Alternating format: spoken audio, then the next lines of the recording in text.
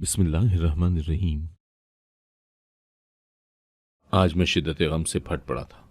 मेरे दिल में बड़े अरसे से गुबार जमा होता रहा था, मगर मैंने कभी किसी के सामने अपना हाल दिल बयान नहीं किया था। किसी को ये नहीं बताया था कि मैं किस अजियत से गुजर रहा हूं। हर रात छुप छुप कर तो मैं रो लेता था, मगर कभी किसी के सामने अपनी आंख से एक आंसू भी नहीं टपकाया था। लोग कहते हैं ना कि मर्द को दर्द नहीं होता, सरासर गलत है। मर्द को भी दर्द होता है। हमारा भी दिल नाजुक होता है। कभी कभार इंसान चाहता है कि किसी के सामने रोकर अपना दिल हल्का कर ले, मगर हम ऐसा नहीं कर सकते, क्योंकि जो मर्द रोते हैं उनको हमारे माशरे में कमज़ोर कहा जाता है। मैंने बड़े लंबे अरसे से खुद पर बहादुरी का खोल चढ़ाया हुआ था। सबके सामने यही जाहिर करता था कि मुझे कोई भी गम नहीं है, जबकि मैं अंदर ही अंदर कुड़ता रहता था। अम्मी मेरी शादी करना चाहती थी, मगर मैं शादी के मुतालिक सोच भी नहीं सकता था, क्योंकि मैं दोनों टांगों से माजूर था। मैंने अम्मी से बारहा यही कहा था कि आप मुझे शादी के लिए मजबूर मत करें, क्योंकि मुझे मालूम है कोई भी वालिदैन अपनी बेटी के हाथ मेरे हाथ में नहीं देंगे। मगर अम्मी भी हालात से मजबूर थी। मैं जॉइंट फैमिली सिस्टम में रहता था। मेरे दो बड़े भाई शादीशुदा हैं और उनकी बीवियां मुझे देखना भी नहीं चाहती। उनको मैं बोझ लगता हूँ। हालांकि उन्होंने कभी मुझे खाना तक नहीं दिया। मेरे सारे काम मेरी माँ ही करती है, लेकिन फिर भी मेरी भाभियां मुझसे बेजार रहती हैं। छोटी बहन थी, उसकी भी शादी हो गई। अब अम्मी की खुद तबीयत ठीक नहीं रहती थी। वो मुझसे यही कहा करती थी कि सैफ, मैं तुम्हें ब्याह दूंगी तो चैन से मर जाऊंगी। मुझे लगता है कि मेरी जिंदगी का वक्त बहुत थोड़ा रह गया है। मैं ज्यादा देर नहीं जी पाऊंगी। तुम मुझे बताओ कि मैं तुम्हें किसके सहारे छोड़कर मरूं? कौन रखेगा तुम्हारा ख्याल? तुम्हें पानी कौन देगा? कौन खाना लाकर पेश करेगा? तब मैं चुप कर जाता था, क्योंकि अम्मी भी हक बजानिब थी। इसीलिए मैंने अम्मी को रोकना छोड़ दिया था। अब वो मेरे लिए रिश्ते तलाश कर रही थी। मुझे यकीन था कि ये काम इतना आसान नहीं होगा, मगर मैं इस बात से अनजान था कि लोग मेरी माजूरी का मजाक बनाने लगेंगे। अम्मी ने 2-3 रिश्तों को घर पर बुलाया था। पहली दफ़ा जो औरत मुझे देखने के लिए आई थी, वो दंग ही रह गई थी। अम्मी से झगड़ने लगी थी।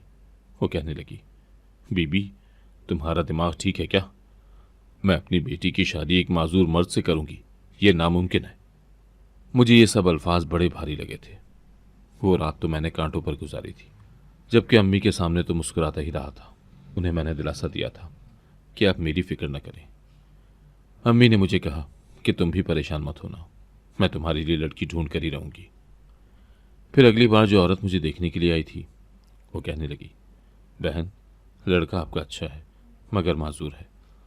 ऐसे में मैं अपनी बेटी की शादी यहाँ नहीं कर सकती।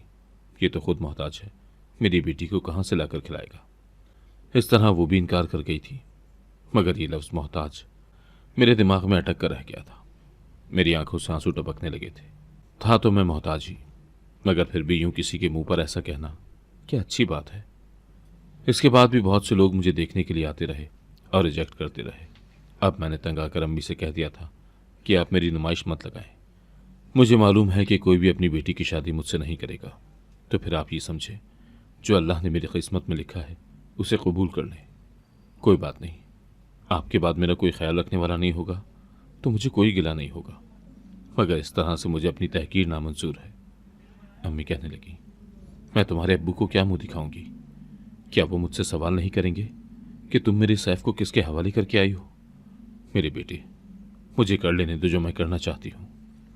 मैं चुप कर गया था, मगर आज मेरे लिए जो रिश्ता आया, वो औरत बहुत नकचिड़ी सी थी। उसने मुझे देखा तो अम्मी को कहने लगी, बताओ, मेरी बेटी के लिए दुनिया जहां में ये लंगड़ाई रह गया है क्या? तुम्हारी हिम्मत कैसे हुई कि तुमने मुझे घर बुलाया? तुम्हारा काम बनता था कि फ़ोन पर ही इत्तला दे देती कि तुम्हारा बेटा लंगड़ा है। बिला वजह किसी का वक्त ख़राब नहीं करना चाहिए तुम लोगों को।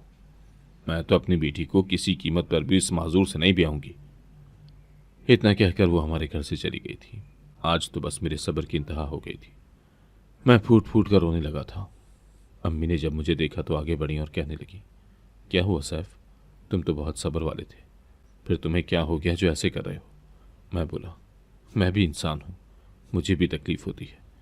अपनी ज़ात का तमाशा बनते हुए मैं नहीं देख सकता। मैं इस कदर बुलंद आवाज़ में रो रहा था कि मेरी दोनों भाभियाँ भी भाग कर मेरे कमरे में आ गई थी। वो कहने लगी, क्या हुआ है? जब उन्होंने देखा कि मैं रो रहा हूँ, तो मेरी बड़ी भाभी कहने लगी, मैं तो समझी कि अम्मी को कुछ हो गया है, मगर यहां मेरे देवर साहब के ड्रामे ही खत्म नहीं होते। शर्म आनी चाहिए तुम्हें। टांगों से तुम माजूर हो और शादी के ख्वाब देख रहे हो। आज मैं तुम्हें सारी बात सच बता देती हूं, तुमसे कोई भी लड़की शादी नहीं करेगी। तुम किसी खुशफहमी में मुब्तला मत रहना। मैंने तो अम्मी से भी बारहा कहा है कि आप बिला वजह अपना वक्त और एनर्जी ज़ाया कर रही हैं। कोई भी सैफ के साथ शादी नहीं करेगा। मगर अम्मी को पता नहीं क्या हुआ है, तुम्हारे लिए रिश्ते ढूंढती फिर रही हैं। अगर कोई औरत तुम्हें देखकर अपनी बेटी का रिश्ता देने से इनकार कर जाती है तो इसका यह मतलब नहीं है कि तुम यूं फूट फूट कर रोने लगो। तुम्हें नहीं मालूम कि हमारे बच्चे डिस्टर्ब होते हैं। मेरा छोटा बेटा गहरी नींद सो रहा था, जब उसने तुम्हारे चीखने की आवाज़ सुनी तो दौड़ कर उठ बैठा।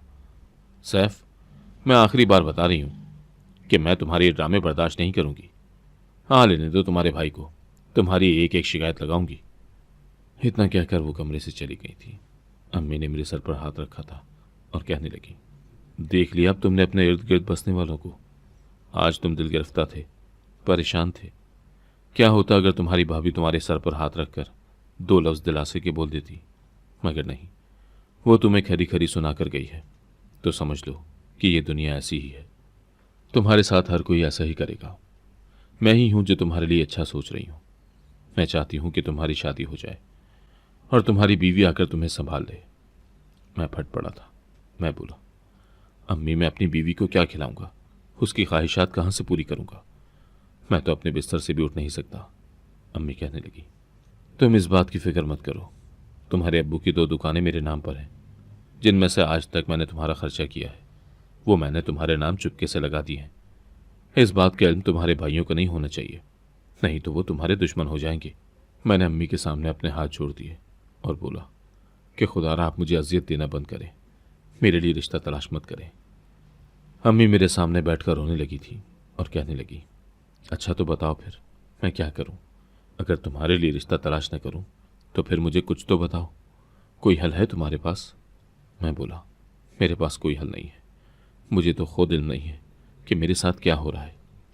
तब अम्मी बोली, तो फिर तुम बस चुप रहो, मुझे करने दो जो मैं कर रही हूं। मैं चुप कर गया था। मुझे इल्म हो गया था कि मेरी बातों का असर मेरी अम्मी पर होने वाला नहीं है। मैंने सोच लिया था कि अपने दिल पर पत्थर रख लूंगा। लोग आते हैं, मुझे ठुकरा कर चले जाते हैं, तो भी इस बात की परवाह नहीं करूंगा। बस मेरी माँ खुश रहनी चाहिए, मेरी खैर है। अब अम्मी ज़्यादा लोगों को घर पर नहीं बुलाती थी। मेरी तस्वीर उन्होंने पहले से ही बना ली थी और रिश्ता कराने वाली औरत को दे दी थी। साथ ही भी कहा था कि जिसको भी हमारे घर भेजना है उनसे लाजमी कहना है कि मेरा बेटा माजूर है। अगर वो अपनी बेटी की शादी करना चाहते हैं तो ही हमारे घर आए, नहीं तो मेरी बेटी का मजाक बनाने की ज़रूरत नहीं है। अम्मी की ये बात सुनने के बाद अब हमारे घर ज़्यादा लोग नहीं आते थे। कोई एक आधा रिश्ता आ जाता, मगर वो भी इनकार कर जाता था। मैंने अपना दिल बड़ा कर लिया था। मैं इनकार को अब दिल पर नहीं लेता था। अब 3 महीने गुजर चुके थे। एक दिन अम्मी मेरे पास आई और कहने लगी, सैफ, तुम्हें अपने लिए कैसी लड़की चाहिए? मैं हंसा और बोला, अम्मी, क्या मेरी मर्जी की भी ज़रूरत है?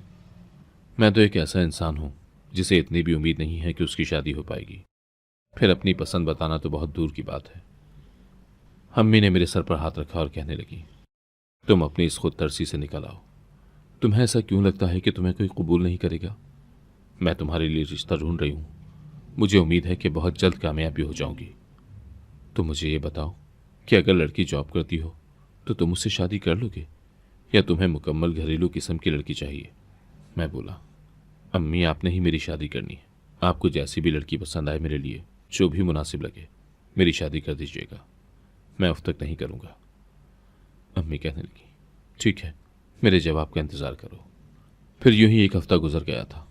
मुझे लगा कि अम्मी ने बस मेरा दिल बहलाने के लिए मुझसे पूछा होगा, मगर फिर अम्मी मेरे पास आई और कहने लगी, मुबारक हो सैफ, मैंने तुम्हारा रिश्ता पक्का कर दिया है। मैं तो अम्मी की तरफ देखता ही रह गया था। मैं बोला, ये कैसे मुमकिन है? अम्मी कहने लगी, तुम इस बात के मुतालिक मत पूछो। मैंने जो भी किया है ठीक ही किया है। मुझे एक बहुत ही अच्छी लड़की मिल गई है। मैं बोला, एक माजूर मर्द से कौन सी लड़की शादी करना चाहेगी? अम्मी कहने लगी, बेटा, तुम अपनी माजूरी की जानिब मत देखो, अपने खूबसूरत चेहरे को देखो। तुम एक हसीन लड़के हो। तुम न जाने क्यों ये सब भूल जाते हो और हर वक्त फिक्रमंद ही रहते हो। फिर अम्मी कहने लगी, सैफ, एक मसला है। मैंने तुम्हारे लिए जो लड़की तलाश की है वो जॉब करती है। तुम मुझे बताओ कि तुम्हें कोई मसला तो नहीं है। मैंने नफ़ी में सर हिला दिया और बोला, मुझे इस बात से कोई मसला नहीं है। अगर लड़की जॉब करती है तो उसकी मर्जी है। वो ये मुलाजमत जारी रखना चाहती है तो भी ठीक है। अगर छोड़ देना चाहे तो भी वो अपनी मर्जी की मालिक होगी। अम्मी कहने लगी, बस 15 दिन बाद तुम्हारी शादी करके मैं लड़की को घर में ले आऊंगी। मैं हंसा और बोला, अम्मी मुझे लड़की की तस्वीर नहीं दिखाएंगी क्या? अम्मी ने नफ़ी में सर हिला दिया और कहने लगी, नहीं, लड़की ने मना किया है कि मैं किसी तौर भी तुम्हें उसकी तस्वीर न दिखाऊं। मैं हैरान हुआ और बोला, अम्मी इसकी क्या वजह है? अम्मी कहने लगी, उस लड़की ने कहा है कि वो बिल्कुल अनजान बनकर तुम्हारी ज़िंदगी में शामिल होना चाहती है। पहले से ही अगर तुम उसकी तस्वीर देख लोगे तो उसके मुतालिक न जाने क्या कुछ सोच बैठोगे, और अगर फिर वो तुम्हारी तवक्को पर पूरी ना उतरी तो तुम्हें दुख होगा। मैं बोला, अम्मी मैं अपनी होने वाली बीवी से बात करना चाहता हूँ। अम्मी कहने लगी, हाँ, मैं तुम्हारी बात करवा देती हूँ। तभी उन्होंने मोबाइल से निकाल कर लड़की का नंबर डायल किया था और कॉल मिला दी थी। मैंने अपनी होने वाली बीवी सायरा के साथ बात की और उससे पूछा कि मुझे सच सच बताओ, क्या ये शादी तुम अपनी रजामंदी से करना चाहती हो? वो कहने लगी, हाँ, मैं 100% रजामंद हूँ। तब मैं बोला, मैं बचपन से ही दोनों टांगों से माजूर हूँ। मैं चल फिर नहीं सकता। तुम्हारे साथ शाना बशाना होकर जिंदगी बसर नहीं कर सकूंगा। तुम्हें उम्र भर मेरी खिदमत करना पड़ेगी। एक माजूर शौहर का बोझ उठाना पड़ेगा। तो मुझे बताओ, क्या तुम मुझे कबूल कर सकती हो? वो कहने लगी, आपकी अम्मी ने मुझे पहले ही ये सब कुछ बता दिया है। आपको फिक्रमंद होने की ज़रूरत नहीं है। मैंने आपको कबूल कर लिया है। ये बातें सुनकर मुझे बड़ी खुशी हुई थी कि आखिरकार मेरी अम्मी कामयाब हो गई। वो मेरे लिए रिश्ता ढूंढ चुकी थी। मैंने सायरा से कहा कि चलो ठीक है, 15 दिन बाद मुलाकात होगी। इतना कहकर मैंने फ़ोन बंद कर दिया। अम्मी मुस्कुराकर कहने लगी, हाँ सैफ, अब बताओ मेरी पसंद कैसी लगी? लड़की फर्माबरदार है ना? मैं हंसा और बोला, अम्मी ठीक है, ये तो शादी के बाद ही पता चलेगा कि लड़की फर्माबरदार है भी या नहीं। अब अम्मी ने प्यार से मेरे सर पर चपत मारी और कहने लगी, अभी से बदगुमानी अपने दिल में मत लेकर आओ। खैर, जब मेरे रिश्ते के मुतालिक मेरे भाइयों और भाभियों को पता चला तो वो दंगी रह गए थे। कहने लगे, इस माजूर लड़के को किसने अपनी बेटी दे दी? ये बात सुनकर मैंने बड़ी हैरत से अपने भाई की जानिब देखा था। पता नहीं, बाज़ दफ़ा लोग अपने मुंह से ऐसे अल्फाज निकालने से पहले ये क्यों नहीं सोचते कि किसी दूसरे के दिल पर क्या गुजरेगी। मेरी आंखों में भी आंसू आ गए थे, मगर फिर मैंने अपने आंसू रोक लिए थे और बोला, भाई देख लें, इस दुनिया में ऐसे भी लोग मौजूद हैं जो माजूर इंसान को भी अपना लेते हैं।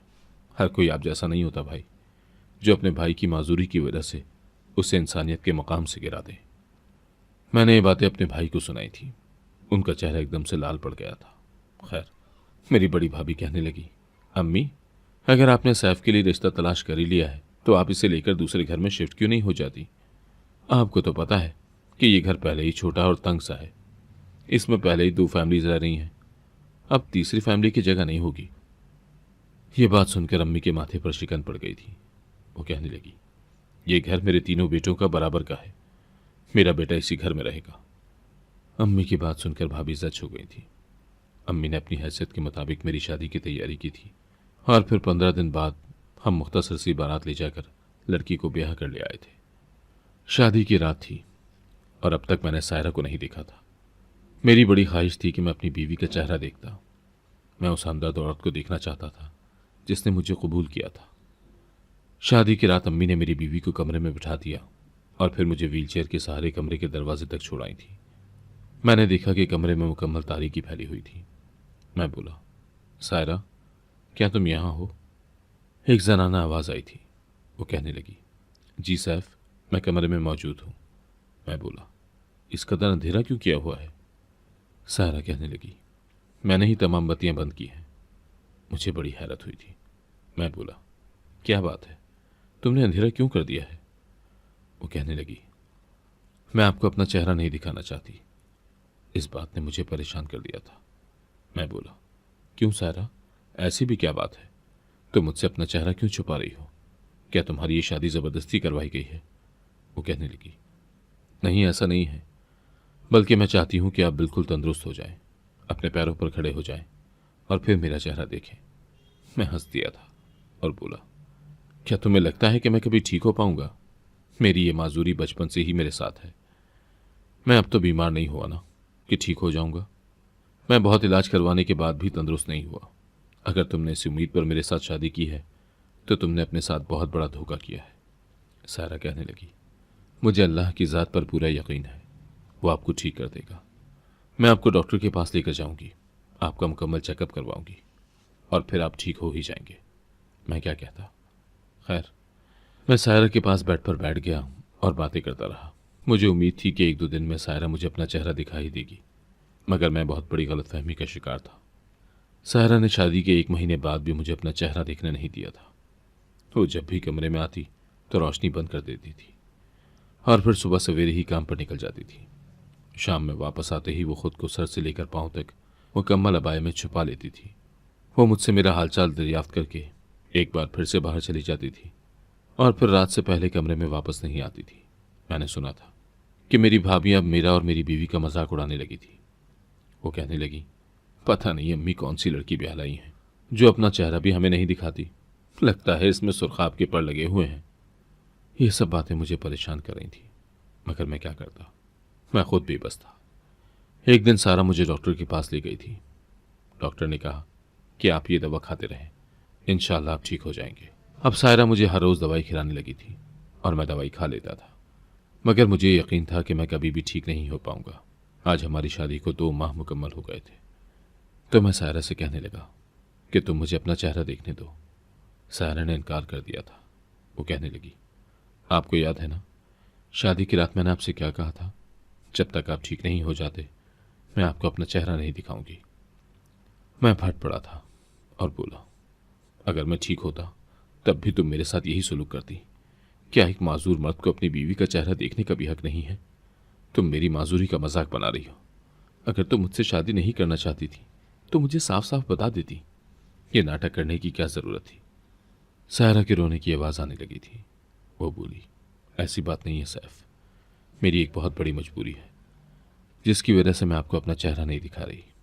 खुदारा आप मुझ पर शक न करें, मैं आपके साथ शादी करके बेइंतहा खुश हूं। बस मैं ये चाहती हूं कि आप ठीक हो जाएं। मैं मुकम्मल तौर पर खामोश हो गया था। मैंने सायरा से बात नहीं की थी। सुबह जब वो काम पर चली गई तो मैंने अम्मी को कमरे में बुलाया था और बोला, अम्मी आपको पता है क्या, शादी के 2 माह गुजर जाने के बाद भी मैं अपनी बीवी का चेहरा नहीं देख पाया। अम्मी हंसने लगी और बोली, हाँ हाँ, मुझे सायरा ने बताया था। वो चाहती है कि तुम दवाइयाँ खाकर तंदुरुस्त हो जाओ, तभी वो तुम्हें अपनी ज़ात से आशना करवाएगी। मैं बोला, अम्मी ये तो बहुत बड़ा मजाक है। मुझे लगा था कि सायरा ने मेरी माजूरी के साथ मुझे तस्लीम किया है, मगर वो तो मेरे साथ सिर्फ मजाक कर रही है क्योंकि मैं माजूर हूं। आपने मेरे लिए ऐसी लड़की तलाश क्यों की? इससे तो अच्छा था कि मेरी शादी ही ना होती। आपको पता भी है भाभियाँ किस तरह अजीब अजीब बातें मुझे सुबह शाम सुनाती हैं। वो कहती हैं कि लगता है लड़की अपने शौहर के साथ खुश नहीं है, तभी तो हर वक्त अपना चेहरा छुपाए फिरती है। अम्मी कहने लगी, उन औरतों को तुम बोलने दो, उन्होंने पहले भी हमारी जिंदगी को जहन्नुम बनाया हुआ था, अब भी उनकी यही कोशिश है। तुम उन्हें छोड़ो, हमें उनकी बातों को दिल में जगह देने की जरूरत नहीं है। मैं चुप कर गया था। मुझे कुछ समझ नहीं आ रहा था कि भला ये भी कोई बात हुई कि बीवी अपने शौहर से चेहरा छुपाती फिरे। मैंने भी सोच लिया था कि अब मजीद ये सब होने नहीं दूंगा, इसीलिए मैंने एक प्लान बनाया था। इतना तो मैं समझ ही चुका था कि सायरा कभी भी खुद से अपना चेहरा मुझे नहीं देखने देगी, इसीलिए मैंने चुपके से अपने भतीजे से टॉर्च लाइट मंगवा ली थी। वो कहने लगा, चाचू आपने टॉर्च का क्या करना है? मैं बोला, बेटा तुम इस बात की फिक्र न करो, मैं तुम्हें सुबह वापस कर दूंगा। वो कहने लगा, देख लें अब्बू की है, उन्होंने मुझसे खफा हो जाना है, आप प्लीज़ वापस कर दीजिएगा। मैं बोला, हाँ हाँ ऐसा ही करूँगा, सुबह तुम मुझसे आकर ले जाना। अब मुझे बेसब्री से उस वक्त का इंतज़ार था जब सायरा कमरे में आती और मैं उसे देख लेता। रात वो जैसे ही कमरे में आई उसने तमाम लाइट्स बंद कर दी और बेड पर आकर बैठ गई। कहने लगी, सैफ आज आपका दिन कैसा गुजरा है? मैं बोला, ठीक ही था। वो कहने लगी, आपने दवाइयाँ तो खाई थी ना? मैं बोला, हाँ खा ली थी। वो पुरसुकून हो गई थी और फिर वो सोने के लिए लेट गई थी। मुझे उस वक्त का इंतज़ार था जब वो मुकम्मल तौर पर ग़ुनूदगी में चली जाती। तकरीबन आधे घंटे बाद मुझे सायरा के खराटों की आवाज़ें आने लगी थी। तब मैंने टॉर्च ऑन करके उसके चेहरे पर मारी थी। मैं तो चीख ही पड़ा था। मेरी चीख सुनकर सायरा भी उठकर खड़ी हो गई थी। उसने जल्दी से अपना चेहरा छुपा लिया था, जबकि मैं अभी तक आवाज भागता था। मैं चीखता चिल्लाता जा रहा था। उसने मेरे सामने हाथ जोड़ दिए और बोली, खुदा के लिए आप चुप हो जाए, नहीं तो सब घर वाले इकट्ठे हो जाएंगे। मैं बोला, तुम कौन हो और यहां क्या कर रही हो? वो रोने लगी और बोली, मैं सायरा हूं, आपकी बीवी। मेरा आपके साथ निकाह हुआ है। मैं बोला, इतना बड़ा धोखा तुमने मेरे साथ किया? सायरा रोने लगी और बोली, मैं ये धोखा नहीं करना चाहती थी। आपकी अम्मी ने ही मुझे मजबूर किया था कि मैं आपको अपना चेहरा न दिखाऊं। मैंने अपना सर दोनों हाथों में गिरा लिया था। सायरा कहने लगी, मैं आपको बताती हूं कि ये सब कैसे हुआ। दरअसल मेरी अम्मी मुनासिब शक्ल सूरत की मालकिन थी। सब उन्हें पसंद भी करते थे, मगर फिर उनके देवर की शादी एक बहुत ही हसीन लड़की से हो गई थी। जब वो ससुराल में आई तो अम्मी की वैल्यू कम हो गई थी। सब उनकी देवरानी की ही तारीफ किया करते थे। अम्मी को ये बात बिल्कुल भी पसंद नहीं आई थी। अम्मी हसद का शिकार हो गई थी। इसी हसद की वजह से उन्होंने अपनी देवरानी का चेहरा बिगाड़ने की कोशिश की थी। वो एक काला जादू करने वाले आमिल के पास चली गई थी। अम्मी ने अपनी देवरानी की तस्वीर उसे दे दी और कहा कि इसका चेहरा बिगाड़ दो, ये किसी को भी जाजिबे नजर नहीं लगनी चाहिए। आमिल ने अम्मी से भारी मुआवजा भी लिया था। उसने काला अमल किया तो अम्मी की देवरानी का चेहरा दानों से भर गया था। वो बहुत परेशान हो गई थी। सब लोग हैरान थे कि उनको हो क्या गया है। फिर जब उन्होंने हिसाब करवाया तो पता चला कि उन पर तो जादू हुआ है। तब उन्होंने तो इस जादू का तोड़ करवा लिया था। अम्मी की देवरानी ने तोड़ ऐसा करवाया था कि जिसने भी उन पर जादू किया है वो उल्टा उन्हीं पर पड़ जाए। अम्मी उस वक्त हामला थी और तब मैं पैदा होने वाली थी। अम्मी का करवाया हुआ जादू मुझ पर उल्टा पड़ गया। जब मैं पैदा हुई तो सर से लेकर पांव तक घने स्याह बालों से भरी हुई थी। मेरा चेहरा भी बालों से भरा हुआ था। लोग मुझे देखकर डर जाते थे। वो कहने लगते थे कि नासरा के घर तो जिन पैदा हुआ है। अम्मी ये बात सुनकर बहुत रोई थी। खैर, अम्मी को इल्म हो गया था कि ये उनकी किए हुए गुनाह की सजा है। अम्मी ने बहुत माफिया मांगी, बहुत रोई, बहुत गिड़गिड़ाई, मगर अब क्या हो सकता था। मुझे अपनी सारी जिंदगी इसी चेहरे के साथ गुजारना थी। मुझसे तो कोई भी शादी नहीं करना चाहता था। अम्मी मुझे देख देख कर कुर्ती रहती थी। एक दिन आपकी अम्मी की नज़र मुझ पर पड़ गई तो उन्होंने मुझसे मेरे अजीब से वजूद के मुतालिक सारी बात पूछी। मैंने उन्हें बता दिया तो वो कहने लगी कि मेरी बेटी से शादी करोगी। मैं हंसी और बोली, आंटी, मुझसे कौन शादी कर सकता है? आप अपने बेटे को डराना चाहती हैं क्या? तब उन्होंने बताया कि मेरा बेटा माजूर है और उसका ख्याल रखने वाला कोई नहीं है। मैंने हामी भर ली थी। मैंने आंटी के मशवरे से ही आपको अपना चेहरा नहीं दिखाया था। मुझे सायरा पर बड़ा तरस आया था। उस बेचारी ने किसी के किए गुनाह की सजा भुगती थी। मैं बोला, तुम फिक्र न करो, मैं तुम्हें अपना लूंगा। मैंने सारी जिंदगी लोगों की धुतकार बर्दाश्त की थी। मैं जानता था ये दुख कितना बड़ा है, इसीलिए मैंने सायरा को अपना लिया था। सायरा मुझे दवाइयाँ खिलाती रही थी और उसकी बदौलत मैं ठीक हो गया हूँ। अल्लाह के शुक्र है कि मैं अपने कदमों पर चल सकता हूँ। ये किसी मुआवजे से कम नहीं है। सायरा ने मेरे साथ इतनी भलाई की थी तो मैं भी चाहता था कि वो अपनी ज़िंदगी पुरसुकून होकर गुजारे। मैंने मुल्क के सबसे बड़े डॉक्टर के साथ मशवरा किया और सायरा की लेज़र ट्रीटमेंट करवाई, जिससे उसके चेहरे पर आए बाल साफ हो गए थे। ये ट्रीटमेंट मैं हर महीने करवाता हूँ और इससे वो काबिल सूरत लगने लगती है। इस काम में मेरा बहुत सा पैसा सर्फ हो रहा है, मगर ये पैसा मेरी बीवी के सुकून से ज़्यादा तो नहीं है।